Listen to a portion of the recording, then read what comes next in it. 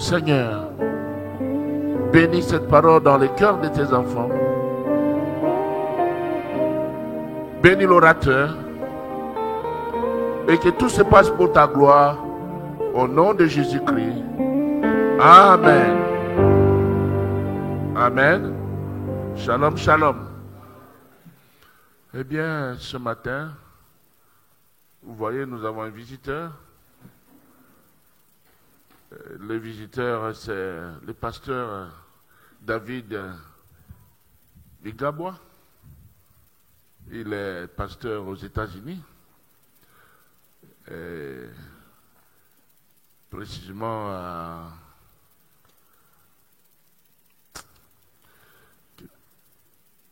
l'État, c'est Virginia. Oui, j'ai oublié. À Virginia. Son église est Sion, montagne de prière. Et il est l'extension, son église est l'extension de l'arche de l'Alliance. Quand on était aux États-Unis, c'est lui qui est venu nous accueillir avec la famille Mananika, papa Bébé, Benjamin et maman Jocelyne et les enfants. Mon épouse a prêché dans son église.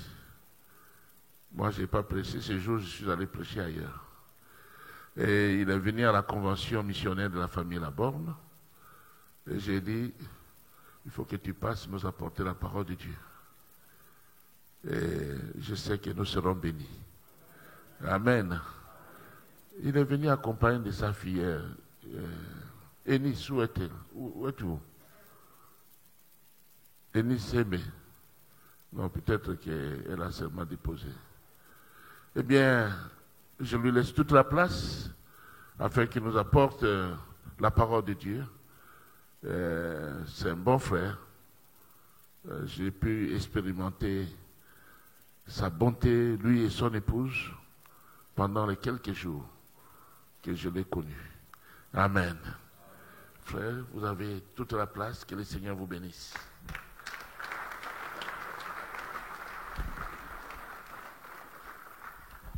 Gloire au nom de Jésus.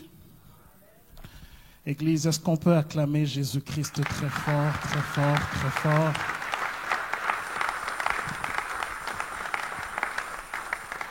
C'est à la fois une joie et un privilège que d'être au milieu de nous ce matin. Nous remercions le Seigneur pour cela, parce qu'il est la source de toutes choses. Et nous remercions également papa et maman Bomboko pour cette marque de confiance. Et nous sommes bénis de les avoir comme parents. Et nous bénissons le Seigneur pour sa grâce et pour sa bonté et tout ce qu'il fait au travers d'eux et tout ce qui se fait ici dans l'Église. Que le nom du Seigneur soit glorifié. Amen. J'emmène un conteneur de salutations de l'Église, Sion Montagne de prière, et particulièrement mon épouse qui a demandé que je puisse transmettre les salutations. Je ne sais pas si quelqu'un le reçoit ce matin. Gloire au Seigneur. Que le nom du Seigneur soit glorifié. Seigneur, nous voulons te dire merci. Seigneur, nous voulons te célébrer. Nous voulons te rendre gloire parce que tu es Dieu. Parce que tu es tout-puissant. Merci pour ta présence en ces lieux. Merci pour l'œuvre salvatrice à la croix de Golgotha. Merci d'avoir payé le prix pour le salut de l'humanité. Et merci pour ton amour, Seigneur, et ta fidélité. Au fil des années, tu t'es révélé comme Dieu, comme Père, comme un refuge qui ne manque jamais dans la détresse. Et nous te remercions, Seigneur, pour ce jour. Merci car tu as un plan merveilleux pour chacun et tu veux nous faire du bien aujourd'hui. Nous nous soumettons à ta parole. Nous nous soumettons à ta direction. Et merci, Seigneur, de nous visiter. Que ta présence fasse la différence ce matin. Et que toute gloire te revienne au nom de Jésus-Christ, notre Seigneur et notre Sauveur. Nous t'avons prié. Amen. Que le Seigneur soit glorifié. J'aimerais prendre pour thème ce matin, l'huile ne s'arrêtera pas tant que les vases ne manqueront pas. Amen. C'est un long thème, mais le Seigneur va nous faire grâce de pouvoir l'exploiter pendant ce temps. Le texte de base se trouve dans 2 Rois, chapitre 4, le premier verset jusqu'au 7e verset. 2 Rois, chapitre 4, du 1er au 7e verset. Est-ce qu'on peut honorer la parole de Dieu en nous tenant debout pendant qu'elle est lue? 2 Rois, chapitre 4, le premier verset jusqu'au 7e verset. Je vais lire pour chacun de nous. La Bible dit ceci: une femme d'entre les femmes des fils de prophètes cria à Élisée en disant: ton serviteur, mon mari, est mort, et tu sais que ton serviteur craignait l'Éternel. Or, le créancier est venu pour prendre mes 2 enfants et en faire ses esclaves. Élisée lui dit: que puis-je faire pour toi? Dis-moi, qu'as-tu à la maison? Elle répondit: ta servante n'a rien du tout à la maison qu'un vase d'huile. Et il dit: va demander au dehors des vases chez tous tes voisins, des vases vides, et n'en demande pas un petit nombre. Quand tu seras rentré, tu fermeras la porte sur toi et sur tes enfants, tu verseras dans tous ces vases et tu mettras de côté ceux qui seront pleins. Alors, elle le quitta, elle ferma la porte sur elle et sur ses enfants. Il lui présentait les vases et elle versait. Lorsque les vases furent pleins, elle dit à son fils: présente-moi encore un vase. Mais il lui répondit: il n'y a plus de vase, et l'huile s'arrêta. Le verset 7, elle alla le rapporter à l'homme de Dieu et lui dit: va vendre l'huile et paye ta dette, et tu vivras, toi et tes fils, de ce qui restera. Amen. Amen. Gloire au Seigneur. L'huile ne manquera pas tant que le vase, l'huile ne s'arrêtera pas tant que le vase ne manquera pas. Bien-aimés dans le Seigneur, c'est une histoire qui est bien connue dans la Bible et une histoire qui était très poignante, une histoire qui nous interpelle dans beaucoup de choses et qui nous donne beaucoup de leçons pour notre vie d'aujourd'hui. Il s'agit d'une femme ici qui était veuve. C'était la femme d'un serviteur de Dieu. Cette femme avait 3 grands problèmes. Et le premier problème qu'elle avait, qui était sérieux, c'est qu'elle avait perdu son mari. Le deuxième problème, c'est qu'elle était criblée de dettes. Ça veut dire qu'elle avait beaucoup de dettes. Le troisième problème, qui est un problème plus sérieux que les 2 autres problèmes, c'est qu'avec ses dettes, le créancier est venu pour prendre ses enfants et en faire des esclaves. Et bien aimé dans le Seigneur, j'aime la réaction directe de cette femme. La Bible dit qu'elle est partie crier vers Élisée. En d'autres termes, elle reconnaît son besoin de chercher Dieu au travers du prophète Élisée. Amen. Elle est partie crier auprès de lui. Et elle a crié auprès d'Élisée. Et ici, elle a prié. Elle a cherché le Seigneur. Bien-aimés, ceci est très important pour nous aujourd'hui. Peu importe la situation que nous traversons, peu importe le problème auquel nous pouvons faire face, il est important, avant de trouver toute solution auprès des hommes, de crier vers le Seigneur en prière. Amen. Il est important de s'approcher de Dieu. Pourquoi cela est important? Dieu a créé les cieux, il a créé la terre. Il a créé les choses visibles, il a créé les choses invisibles. C'est lui qui est au-dessus de tout, c'est lui qui ouvre une porte et personne ne peut la fermer. C'est lui également qui ferme une porte et personne ne peut l'ouvrir. C'est Dieu qui a le dernier mot dans ta vie, il a le dernier mot dans ma vie. Ce n'est pas un homme, ce n'est pas qui que ce soit, mais c'est Dieu. Amen. C'est pourquoi il est important de courir vers lui. Il est important de chercher sa face. Il est important de prier. Il est important de parler au Seigneur. Il est important de ne pas s'inquiéter, mais de se tourner vers Dieu et déverser nos problèmes auprès de lui. La Bible dit: déchargez-vous sur lui de tous vos soucis, car lui seul prend soin de vous. Amen. Bien-aimés dans le Seigneur, ce que cette femme a fait est très important pour nous aujourd'hui. C'est une leçon pour laquelle nous avons besoin de pouvoir l'expérimenter. Je ne sais pas ce que tu traverses, mais je connais le Dieu que nous invoquons dans ces lieux. Il est l'Éternel Dieu des armées. Il n'y a aucun problème qui le dépasse. Il n'y a aucun problème qui est difficile pour lui. Il est la solution à tout problème. C'est pourquoi il est important de courir vers lui et de chercher sa face. Et cette femme est venue auprès d'Élisée, sachant que c'était un serviteur de Dieu. Bien-aimé, ta solution, ton miracle, ta délivrance de toute situation est entre les mains de l'Éternel. Et j'aime ce que Élisée a dit ceci. Élisée a dit, que puis-je faire pour toi? Bien-aimé, cette femme, quand elle s'est présentée auprès d'Élisée, elle a dit, ton serviteur, mon mari. Tu sais que cet homme ou ton serviteur, mon mari, craignait Dieu. Amen. Quand tu viens prier Dieu, et cette femme est venue non pas par son propre chef, mais elle s'est identifiée comme la femme d'un serviteur de Dieu et un serviteur de Dieu qui craignait l'Éternel. Alléluia. Et bien aimé, quand nous venons auprès du Seigneur, ne venons pas par notre qualité ou par notre propre chef. Nous venons au nom puissant de Jésus-Christ. Nous sommes l'épouse du Christ. Nous avons donné notre vie au Seigneur. Le Seigneur est dans notre vie. La Bible dit que tout ce que vous demanderez au Père en son nom, il va vous l'accorder. Alléluia. Nous avons auprès de Dieu un intercesseur, un médiateur, qui est Jésus-Christ, le roi des rois, le Seigneur des seigneurs. Elle s'est identifiée à son mari qui craignait le Seigneur et qui était son époux. Et ici, quand elle a présenté cela auprès du Seigneur, bien-aimé dans le Seigneur, l'homme de Dieu, en lui répondant, il pouvait intervenir de différentes manières. Il pouvait prier Dieu directement pour qu'un miracle se produise. Il pouvait faire beaucoup de choses. Il pouvait aider cette femme. Il pouvait la connecter avec quelqu'un d'autre. Mais qu'est-ce qui s'est passé? Il a demandé à la femme, qu'est-ce que tu as? Amen. Qu'est-ce que tu as? La femme, lorsqu'elle a regardé dans sa maison, elle a dit, je n'ai rien.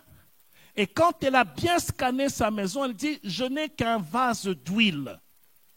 Et l'homme de Dieu lui a donné des instructions claires concernant cette huile. Amen. Et il lui a dit, ce que tu as, il lui a dit, va auprès de tes voisins, tu vas demander des vases qui sont vides. Amen. Bien-aimés, vous savez, Dieu ne nous a pas mis sur terre sans nous doter de quoi que ce soit. Nous avons tous des talents. Nous avons tous des grâces, nous avons quelque chose qui est en nous qui peut produire l'abondance. Amen. C'est pourquoi ne te sous-estime jamais.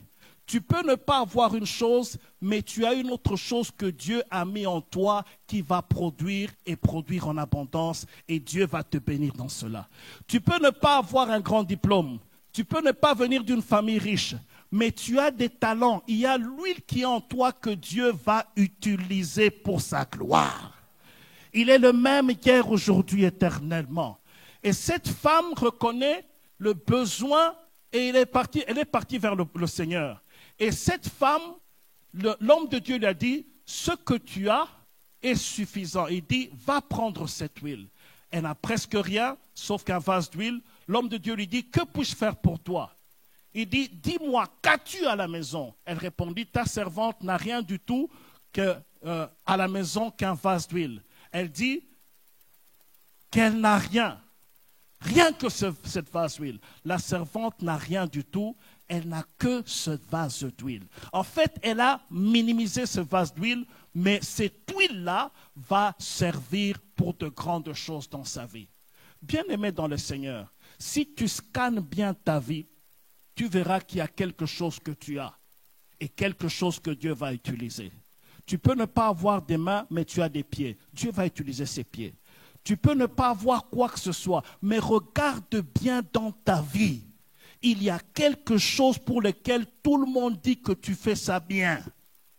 Et c'est ça que Dieu va utiliser pour sa gloire. Amen. C'est pourquoi ne te sous-estime jamais dans la vie. Dieu va utiliser pas ce que tu n'as pas, mais ce que tu as. Même si tu le minimises, Dieu peut l'utiliser pour que ça soit une source de bénédiction pour toi. Amen. L'huile représente l'onction, la présence du Saint-Esprit, le dépôt divin en toi, les talents. Ça peut être quelque chose qu'il y a en toi. Examine bien ta maison, examine bien ton cœur. Il y a quelque chose que Dieu va utiliser pour sa gloire. Amen. Ce que tu méprises en toi, Dieu va l'utiliser pour en faire quelque chose de grand. Bien-aimée dans le Seigneur, elle a reçu l'instruction du prophète. L'homme de Dieu lui a dit, va demander des vases vides. Elle est sortie en suivant l'instruction qui lui avait été donnée. Il est important de pouvoir suivre l'instruction de Dieu. Amen. Tu veux avoir la bénédiction de Dieu. Tu veux avoir la visitation du Seigneur. Suis les instructions de Dieu. Et les instructions de Dieu sont dans sa parole. Si tu cherches Dieu, tu vas le trouver dans sa parole. Si tu marches avec Dieu, si tu crains le Seigneur, Dieu va frayer le chemin là où il n'y a pas de chemin. Dieu va ouvrir une porte que personne ne pourra fermer. Dieu va fermer une porte que personne ne pourra ouvrir. Dieu ouvrira les portes nécessaires pour toi. Et il fermera les portes qui ne sont pas nécessaires pour toi. C'est pourquoi ce qui est important pour nous aujourd'hui, c'est de suivre la parole de Dieu. Qu'est-ce que la parole de Dieu me dit de faire? Quelle instruction est-ce que j'ai de la part du Seigneur? Si nous nous soumettons à cette parole, nous allons réussir. N'est-il pas dit que ce livre de la loi ne s'éloigne point de ta bouche? Médite-le jour et nuit afin d'agir selon ce qui est inscrit. C'est alors que tu auras du succès, c'est alors que tu réussiras. Amen. Bien-aimé, la soumission à la parole de Dieu déclenche la bénédiction. Cette femme a eu l'instruction, elle a suivi à la lettre cette instruction. Quelquefois, l'instruction peut n'avoir aucun sens. Quelquefois, tu te poses la question, logiquement parlant, pourquoi je vais aller chercher des vases vides? Pourquoi je vais aller frapper aux portes des gens? Pourquoi je vais aller faire ceci? Ce qui est important, c'est d'obéir. Même si tu ne comprends pas. Abraham, Dieu lui a dit d'offrir son fils en sacrifice. Dieu n'avait jamais demandé à quelqu'un d'offrir son fils en sacrifice. Mais Abraham a obéi. Alléluia. Quelquefois, l'instruction de Dieu, ça peut ne pas être logique à la manière des hommes, mais si nous obéissons, c'est là qu'il y a la bénédiction de Dieu. Ce que Dieu te dit de faire, fais-le. Quelquefois, ta bénédiction peut être liée par un pardon que tu dois donner à quelqu'un. Quelquefois, ta bénédiction peut être liée à quelque chose que Dieu veut que tu puisses faire. Tant que tu n'as pas suivi les instructions de Dieu, c'est toi-même qui te bloque. Le diable n'est même pas là-bas. C'est toi-même qui te bloque en ne suivant pas les instructions que Dieu te donne. C'est pourquoi je prie Dieu ce matin que chacun de nous puisse suivre les instructions de Dieu. Qu'est-ce que Dieu te demande de faire? C'est ce qu'il faut faire. Et bien aimé, cette femme a suivi les instructions. Elle est partie auprès de ses voisins. Elle a frappé la porte. Elle a demandé des vases vides. Vous savez, quand vous allez demander des vases, quand vous allez demander quelque chose à quelqu'un, il faut être en bon terme avec ces gens, n'est-ce pas? Si vous allez demander des choses et les gens, vous avez des différends, on ne va pas vous donner. Cette femme avait besoin, et je bénis Dieu pour cette femme, elle était en bon terme avec ces gens. Personne ne lui a refusé. Et l'homme de Dieu lui a dit, prends en aussi grand nombre. Ça veut dire qu'elle devait maximiser. Partout où elle est partie, on lui a donné les vases. On lui a donné des vases sans problème. Bien-aimé dans le Seigneur, sois en bon terme avec les gens haut. Amen. Si tu es problématique, ça va te fermer la porte quelque part. Si tu es toujours en train de critiquer les gens, bon, ici les gens ne critiquent pas, je parle d'une église à Tombouctou. Ici, tout le monde ne critique pas. Mais si tu critiques, si tu es en mauvais terme avec les gens, bien-aimé, toi-même, tu te fermes la porte.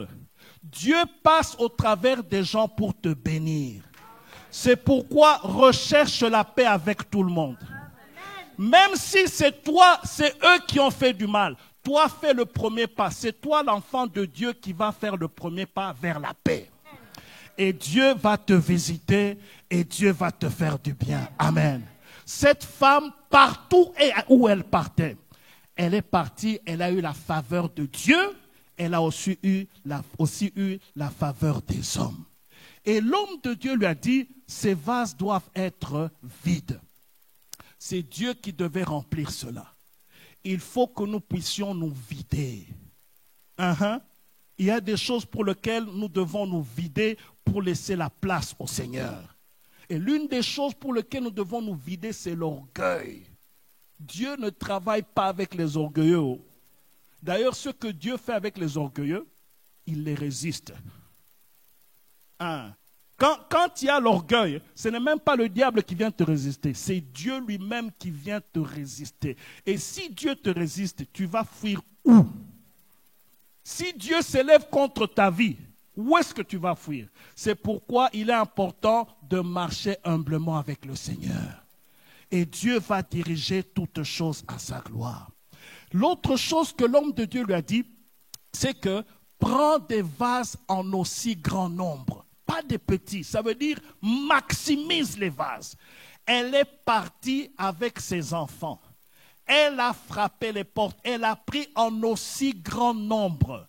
Bien-aimé, quand tu dois faire quelque chose, fais-le bien. Ne le fais pas à moitié. Quand tu dois travailler quelque part, sois sérieux avec ton travail. Quand tu dois servir Dieu, sois sérieux dans le travail que tu fais. Ça va produire l'abondance. Tu cherches la promotion, tu pries pour la promotion, c'est bien. Mais quand tu vas au travail, tu es toujours en retard et tu sors tôt. Dans le travail, pendant que tout le monde travaille, toi tu lis la Bible. Il y a un temps pour travailler et il y a un temps pour lire la Bible. Lire la Bible, c'est bien, c'est spirituel. Mais quand tu es au bureau, c'est le temps de travailler. Vous voyez, vous ne dites pas Amen. C'est le temps de travailler. Elle devait maximiser ce qu'elle est en train de faire. Et puis, l'homme de Dieu lui a dit ceci, rentre chez toi, ferme la porte derrière toi. Toi avec tes enfants. Bien-aimée, elle est rentrée à la maison. Elle a pris tous ses vases, elle a maximisé cela. Elle est arrivée à la maison, elle a fermé la porte. Elle est restée à l'intérieur avec ses enfants. Il est important de fermer certaines portes pour voir la main de Dieu. Et la première porte qu'il faut fermer, c'est cette bouche. Il y a des gens, quand il a un projet, tout le monde doit savoir ce qu'il est en train de faire. Frère, il faut être discret dans la vie. Il y a des choses pour lesquelles, vas-y d'abord, ferme les portes jusqu'à ce que tu vois la main de Dieu. Il y a des gens qui disent des choses qui ne sont même pas arrivées. Ils construisent des châteaux en Espagne alors que Dieu est encore en train de travailler petit à petit avec eux. Sois discret. Alléluia. Travaille dans le secret. Ne travaille pas en te vantant, mais travaille discrètement. Laisse les œuvres parler de toi. Il ne faut pas parler des choses pour lesquelles tu n'as pas encore vu. Travaille dans le secret. Le travail que tu es en train de faire, ça va parler de toi. Alléluia. Deuxième porte qu'il faut fermer, ce sont les oreilles. Il y a des choses pour lesquelles tu veux entreprendre quelque chose. Des gens viennent te décourager. Qu'est-ce que tu penses que tu vas faire avec des vases d'huile? Vraiment, tu as perdu la tête ou quoi? Mais elle a fermé les oreilles à ces découragements. Bien-aimé dans le Seigneur, tu veux aller de l'avant, ferme les oreilles au découragement. Dieu a quelque chose de grand à faire avec toi. Et Dieu va l'accomplir au nom de Jésus-Christ. Vas-y par la foi. Fais confiance au Seigneur. Ne te décourage pas. Il y aura toujours des choses, des circonstances, des gens qui viendront te décourager. Mais vas-y par la foi. Obéis aux instructions de Dieu. Marche avec le Seigneur. Dieu va te diriger pour sa gloire. Dieu va se glorifier en toi. Dieu va agir dans ta vie. Ferme les oreilles à tout découragement. Et même quand on essaie de te vanter pour quelque chose, sois discret, sois humble. Marche avec Dieu. Alléluia. Le Seigneur Tout-Puissant, il va faire des grandes choses. Maintenant, après avoir fait tout cela, la Bible dit qu'elle s'est retrouvée avec les vases. Elle s'est retrouvée avec des vases qui ont rempli sa maison. Vous savez, cette femme, elle a vraiment maximisé. J'imagine, la Bible ne donne pas ces détails, mais elle avait des vases partout. Partout, dans les dépôts, dans la cuisine, au salon, partout, elle avait rempli de vases. Et le Seigneur a commencé, quand elle a commencé à verser l'huile qu'elle avait dans le vase qu'elle avait, le premier vase qu'elle avait, dès qu'elle a commencé à verser l'huile, il y a l'huile qui venait du ciel qui remplaçait l'huile qui est déjà sortie. Alléluia. J'imaginais que le Seigneur pouvait miraculeusement mettre de l'huile directement dans les vases, sans passer par le vase principal pour déverser. Bien-aimé, Dieu a fait les choses avec cette femme. La Bible dit que nous sommes ouvriers avec le Seigneur. Alléluia. Dieu ne descendra pas sur terre pour faire le travail de Dieu. Il a vous et il a moi pour servir et pour être dans l'œuvre. Le Seigneur veut t'utiliser puissamment pour sa gloire. L'huile est venue dans le vase que cette femme avait et l'huile a été déversée dans les autres vases. Dieu veut que tu sois un impact pour ta génération. Dieu veut t'utiliser pour sa gloire. Dieu veut t'utiliser comme un instrument pour que tu sois une bénédiction dans ta maison, une bénédiction dans ta famille, une bénédiction dans ton quartier, même dans ton travail. Le Seigneur veut t'utiliser pour sa gloire. Dans la maison de Dieu, il n'y a pas de chômeurs. Tous, nous avons un rôle à faire. Nous devons dépeupler l'enfer et peupler le ciel. Nous avons un travail à faire pour la gloire de Dieu. Alléluia. Et cette huile était déversée. Cette huile venait en bonne quantité. Et chaque fois qu'elle déversait dans un vase, il y avait toujours de l'huile qui venait du ciel. Que Dieu t'utilise pour sa gloire. Que Dieu répande son onction sur toi. Que Dieu t'utilise comme un instrument pour sa gloire. Sa gloire va se manifester dans cette église comme dans chaque famille au nom de Jésus-Christ. Nous sommes appelés à servir le Seigneur. Nous sommes appelés à être des instruments pour la gloire de Dieu. Nous sommes appelés à marcher avec Dieu. Nous sommes une église pentecôtiste qui croit en la puissance du Saint-Esprit. Le Saint-Esprit travaille encore aujourd'hui comme il travaillait dans la Bible. Que le nom du Seigneur soit glorifié. Que l'huile ne manque pas sur ta tête et que tes vêtements soient blancs. Au nom de Jésus. Cette femme a été puissamment utilisée par Dieu. Et pendant qu'elle déversait l'huile, l'huile se remplissait. Jusqu'au point où elle est arrivée, il n'y avait plus de vase.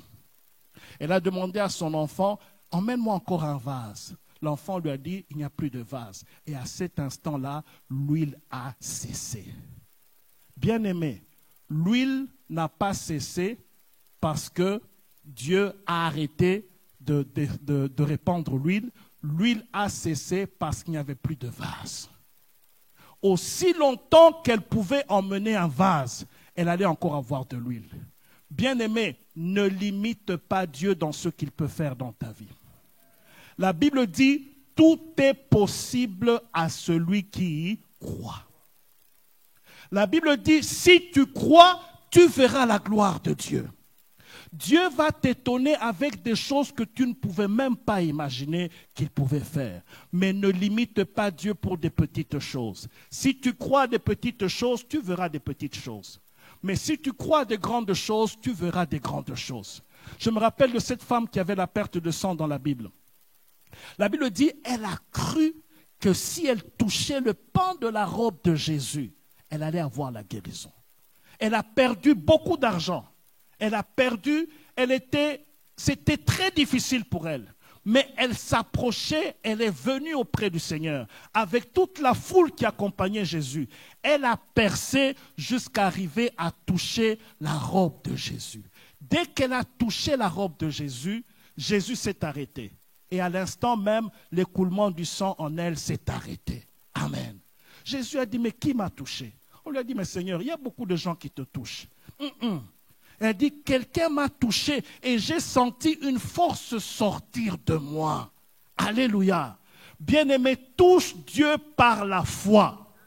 Et la force va sortir de lui pour te guérir, pour te restaurer, pour te bénir. Dieu va faire des grandes choses. Dieu va agir puissamment dans ta vie si tu lui fais foi et tu lui fais confiance. Amen. Rien n'est impossible à Dieu. Ne limite pas Dieu. Peu importe le nombre d'années que tu as traversé ce problème, je viens prier ce matin que ce jour soit ton jour de visitation au nom de Jésus. Le jour où tu appliques ta foi et tu crois que le Seigneur va transformer cette situation. Le Seigneur dit qu'il te soit fait selon ta foi. Amen. Elle s'est préparée, elle a suivi les instructions du Seigneur, elle a déversé l'huile, elle a obtenu le résultat qu'elle attendait de la part de Dieu. Oh, je suis émerveillé quand je pense chaque fois qu'elle avait l'huile qui se déversait. Elle était en train de vivre le miracle. En fait, elle était en train de vivre ce que l'homme de Dieu lui avait dit. Elle était en train de vivre la promesse de Dieu dans sa vie. Bien-aimé, je prie que tu vives la promesse de Dieu dans ta vie. Je prie que tu expérimentes les promesses du Seigneur pour toi. Lorsque tu t'approches de Dieu, viens auprès de lui avec ses promesses. Dieu n'est pas un homme pour mentir, ni le fils d'un homme pour se repentir. Ce qu'il promet, il peut aussi l'accomplir. Il est Dieu, il est tout puissant. Il n'y a rien qui peut tenir devant lui. Il n'y a rien qui peut l'empêcher de te faire du bien. Cette femme était totalement désespérée, mais là, elle était en train de vivre la main de Dieu dans sa vie. Il y a une chose que j'aime beaucoup à propos de cette veuve. Dès qu'elle a vu le miracle du Seigneur, dès qu'elle a vu tout ce que le Seigneur a fait, elle ne s'est pas limitée là. Elle a fermé sa maison, elle est repartie voir l'homme de Dieu.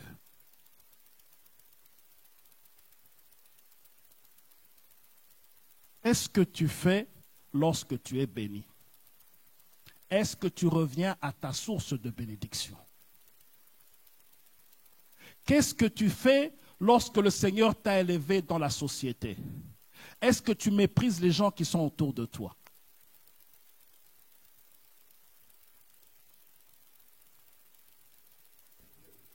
Elle est rentrée auprès de l'homme de Dieu.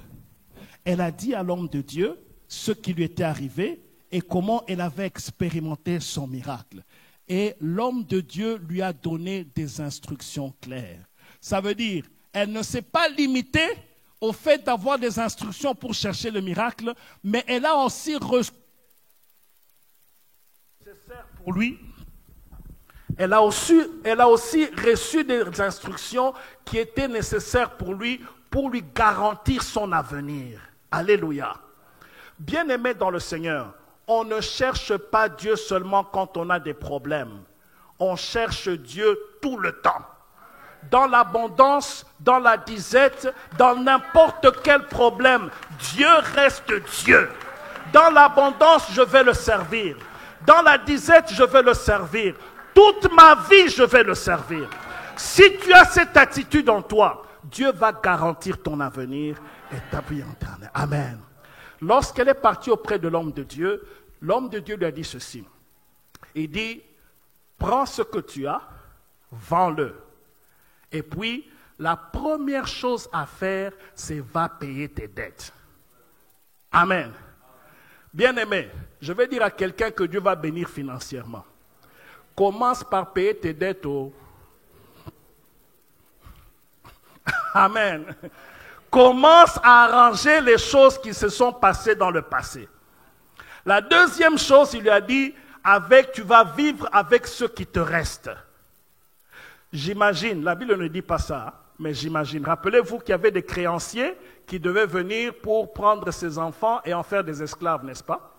Le créancier qui vient à la porte, coco, il était sûr que cette femme n'allait rien avoir.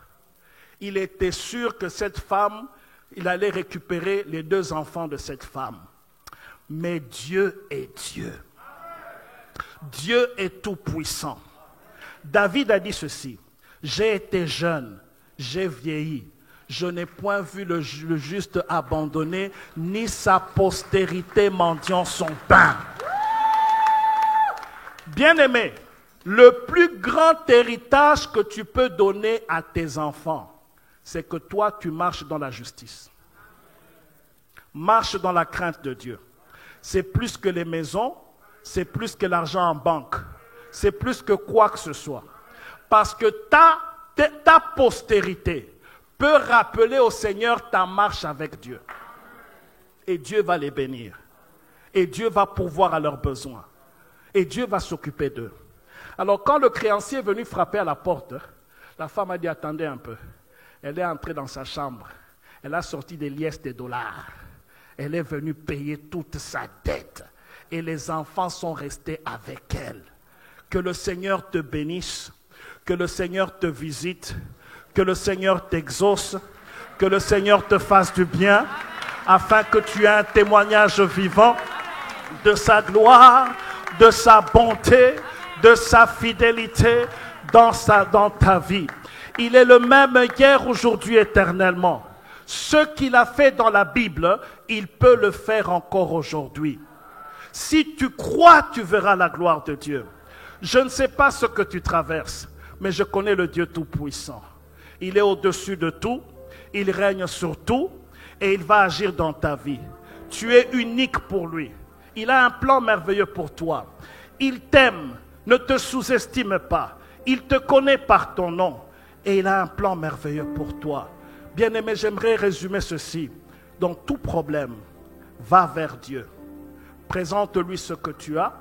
Prépare-toi dans l'obéissance. Ferme la porte et laisse Dieu agir dans ta vie. Ouvre ton cœur. Ouvre ta foi. Ouvre tes vases. Et règle ton passé et avance en paix au nom de Jésus. Amen.